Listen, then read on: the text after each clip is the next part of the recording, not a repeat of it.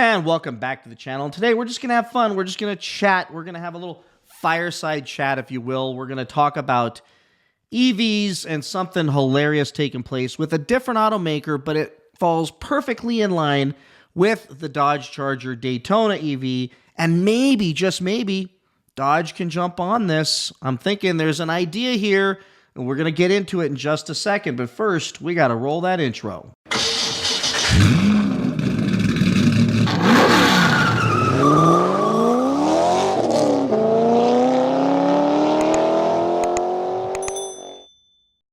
All right, so let's jump right in and talk about the Daytona real fast. We already did a video on this, so I will not belabor the point, but we know that Q1, first quarter 2025, the old versions of the Challengers and Chargers with ICE gas engines in them outsold the Daytona EV. They only sold 1,947 versus the 1,974 of the old muscle cars, and I expect that the SXTs were included in those. Any of those still sitting on the lots. So that means, and that's just a weird number, 1974 versus 1947. Are we living in the Matrix, everybody? I swear I think we are.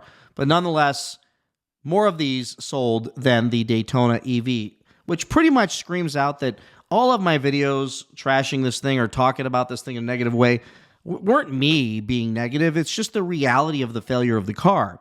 They can't give these things away on leases. They're still hitting these low numbers, and it'd be very interesting to see what happens in Q2 now that all those lease deals are continued in other states other than California. If you are a dealer and you have the screaming $99 a month, $169 a month, hell, if you have the $349 a month deal on a Charger Daytona EV Scat Pack, hit me up, ocmotivator@gmail, and we will do a deal. I will do a deal just for the simple purpose of having it on the channel and creating tons of content with me standing on the side of the road waiting for a flatbed and creating lots of drama, which could finally take this channel to 100,000 subscribers. Please like, subscribe, because we are so close after so many years of doing this. But today we're just going to talk about a little bit of irony. So everybody out there is saying that EVs are taking over. I always have these comments in my videos. EVs are taking over. EVs are the future. You guys just need to get to the point of accepting it. But how is that when they launch new EVs, they fail? And no matter how you cut it, we're sitting at around 10% penetration of EVs. And we already have lines around charging stations and people fighting with each other at charging stations, and half the charging stations are broken half the time. So I don't think that that's the future. Saying that EVs are the future, which are the comments I get all the time, is like saying, well, because they're green for the environment and they're better technology, is like saying, well, so is a horse and buggy. The horse doesn't take any gas. It can eat overnight. You get up in the morning, you jump on your buggy. The horse takes you to work. It doesn't cost you anything. The horse sits there. All the horse does is poop. You can take the poop. You can create fertilizer out of the poop, and it's just much more efficient, much more green, and makes a lot more sense. And that's where we're headed. If you think that EVs are the future, then we might as well keep going backwards, because that is, by definition, going backwards. Sitting for 30 minutes at a charger is going backwards. But nonetheless, I do believe there is a place for these EVs, and I don't think they're ever going away. They're going to be around. The problem is a lot of these things are failing miserably, and these are failing miserably. But Brad, nobody wants EVs. No, there's still a market for EVs. They're not going anywhere. They're still going to be there. So let's just, keep perspective here. But here's what just took place, which I had to somehow weave this into a Dodge video out of pure comedic relief, just for fun in today's video. Volkswagen launched this thing. Let's go look at the picture we all like. Well, maybe not everybody likes. So when I was a kid, my parents had, and I mean a little kid, like 2, 3 years old, my mom and dad had a red and white Volkswagen bus, little mini bus, and it had little fake wood floors and a little bench seat in the back, and it had a little sink in it. It was like a little camper thing without the camper on the top, but it was an awesome little van, and that van was my mom's daily. And my first car accident, my mom left me in the van while she went to the TV repair shop, and I hit the parking brake, and it rolled downhill into another car. So nonetheless, this is the one everybody wanted. It was the two-tone, the old hippie car. My mom even messaged me a month ago saying, have you seen these yet? I want one because of the nostalgia. And I told her straight up, Mom, if you really want one, I'll get you one. I'm happy to get her one. Love my mom. Doesn't drive very much, but I can get her one. Once the prices get back to reality, because the dealers got a hold of this thing and put massive markups. They were charging $100,000 even without the markups. They were, by the time you spec'd them out, they were $70,000, $80,000. Just so stupid.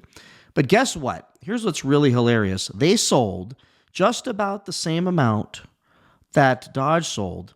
So they only sold 1,901 ID buzzes the first quarter of 2025. And they say because of production restrictions, they had to ship a lot of them in white or black or single tone. And as a result, nobody's buying those. Yeah, see, $70,000. And that's like starting price before you put a steering wheel in. So $70,000 thing, they only sold 1,901. I swear somebody at Volkswagen must be related to somebody running Dodge because this is the stupidity. But people bought them. And I couldn't believe when people were buying these things for the amount of money they were buying them for. With markups, 1,901. And now Volkswagen says, wrap them. Wrap them to get them sold. Wrap the plain ID buzzes into two-tone colors to increase sales.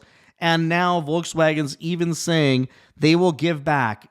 They made a deal with this wrap company, Wrapmate, and for $3,000 they'll do the two-tone wrap, and the dealers can apply for $1,500 rebate from Volkswagen to split the cost. This is hilarious. The dealers were marking these things up, these ones up, but these they can't sell. And now they're saying, when they say, hey, we're screwed, we got all these things we can't get rid of, nobody's buying them, they're too much money, they go, well, instead of dropping the price, let's wrap that thing in a two-tone color. So Dodge, maybe you need to wrap your cars. Wrap them in two-tone colors. I don't know. Put all kinds of crazy stickers on them. That's the answer. This is what highly educated CEOs and executives at automakers like Volkswagen come up with. This is the idea. They're sitting there thinking, well, you know what? Just wrap the cars. Let me just tell you what happens when you get a $3,000 mass-produced wrap. The wrap is crap. The wrap peels off. The wrap fades. The wrap is a train wreck. I know we've wrapped most of our cars, and a bad wrap can be a big problem down the road. And this is probably not the greatest quality wrap. So once the customer gets the car, do you think they care? They're driving around and the wrap's peeling off and flopping and flying off. Wonder what the warranty is on that wrap. But Brad, nah, EVs, they're all slowing down. Wait a minute. I just wanted to make sure nobody thinks that I'm bashing EVs overall. I'm just saying that these manufacturers that come out with these ridiculously expensive, gimmicky EVs, nobody wants them. Nobody wants to pay the money. Because let's go look at Tesla. Tesla, first quarter 2025, 64,000 Model Ys. And let me just tell you, the Model Y is the ugliest one they make. It's the one that most resembles an egg. It is the worst looking one. Great car. I have no beef with it, but it's the ugliest one. Sold 64,000 the first quarter to Volkswagen's 1,900 and Dodge's 1,947 or whatever it is. But let's look at the overall numbers. Tesla sold. Now, this is not fair to compare because this is all they sell. But 323,800 deliveries worldwide?